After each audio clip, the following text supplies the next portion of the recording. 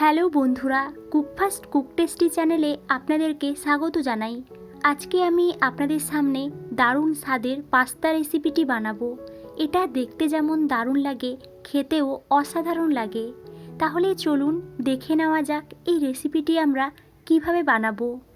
প্রথমেই আমি একটা থালাতে কিছু গাজর, আলু এবং বিনসকে ছোট ছোট করে কেটে নিয়েছি এবং ভালো করে ধুয়ে একটা থালার মধ্যে রেখেছি। এবারে আমি এর মধ্যে 1 চা চামচ লবণ এবং 1 চা চামচ হলুদ গুঁড়ো দিয়ে দিলাম। সবগুলোকে লবণ হলুদ মাখিয়ে কিছুক্ষণ রাখবো। এখন আমি গ্যাস অন করে একটা হাঁড়ি বসিয়ে দিয়েছি। এর মধ্যে কিছুটা পরিমাণ জল নিয়ে নিলাম। এর মধ্যে 1 চামচ লবণ দিলাম এবং জলটা ভালো করে গরম হয়ে গেলে এর মধ্যে 1 চামচ সাদা তেল দিয়ে দিলাম। এবারে আমি এর মধ্যে পাস্তা দিয়ে দিলাম। আমি এখানে এই রকম পাস্তাগুলো নিয়েছি। পাস্তাটা দিয়ে জলের সঙ্গে ভালো করে মাখিয়ে নিলাম। এবারে প্রায় 15 মিনিট মতো একটু ফুটিয়ে নেব। 15 মিনিট পরে দেখুন পাস্তাটা ভালো করে সেদ্ধ হয়ে গেছে। এবারে আমি এই পাস্তাটাকে একটা বাটির মধ্যে ছেঁকে এনেছি। এবারে আমি একটা কড়াইতে কিছুটা পরিমাণ তেল নিয়ে নিয়েছি। তেলটা গরম হয়ে গেলে আলু দিয়ে দিলাম। প্রায় 5 মিনিট মতো আলুগুলো ভেজে নিয়ে একটা ছান্তা দিয়ে আলুগুলোকে তুলে নিলাম। এর মধ্যে গাজর দিয়ে দিলাম এবং গাজরগুলো ভাজা হয়ে গেলে একটা ছান্তা দিয়ে তুলে নিলাম। এবারে আমি এর মধ্যে বিনস দিয়ে দিলাম এবং বিনসগুলো ভাজা হয়ে গেলে এখান থেকে আমি বিনসগুলোকেও তুলে নিলাম।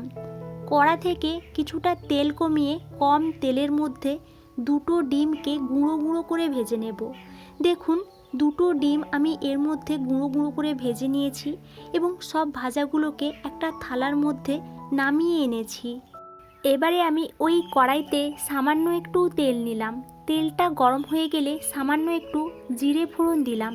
এবারে আমি এর মধ্যে একে একে 1 চা চামচ করে গ্রেট করা আদা, গ্রেট করা রসুন, একটু কাঁচা লঙ্কা কুচি, পেঁয়াজ কুচি এবং টমেটো কুচি দিয়ে দিলাম। সবগুলোকে প্রায় 5 মিনিট মতো ভেজে নিয়ে এর মধ্যে আমি সেদ্ধ করা পাস্তাটা দিয়ে দিলাম। সেদ্ধ করা পাস্তাটা দিয়ে কিছুক্ষণ নাড়াচাড়া করে নেব। প্রায় 5 মিনিট মতো একটু নাড়াচাড়া করে নিয়ে এর মধ্যে আমি সব সবজি ভাজা এবং ডিম ভাজা দিয়ে দিলাম। সবগুলোকে আবারও ভালো করে মাখিয়ে নিলাম। ভালো করে মাখানো হয়ে গেলে এর মধ্যে টমেটো সস দিয়ে দিলাম। এখানে আমি টমেটো সসটা পরিমাণ মতো দিয়েছি, আপনারা পছন্দ মতো টমেটো সসটা দিতে পারেন। এবারে আমি এর মধ্যে কিছুটা পরিমাণ ধনেপাতা কুচি এবং এই ম্যাগি মশলাটা দিয়ে দিলাম। সবগুলোকে আবারও ভালো করে মাখিয়ে নিয়েছি। দেখুন পাস্তাটা কিন্তু কমপ্লিট হয়ে গেছে। আপনারাও এইভাবে খুব সহজেই পাস্তা রেসিপিটি তৈরি করতে পারবেন।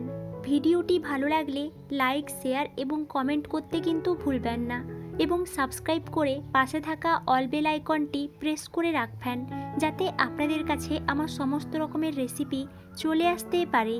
Thank you.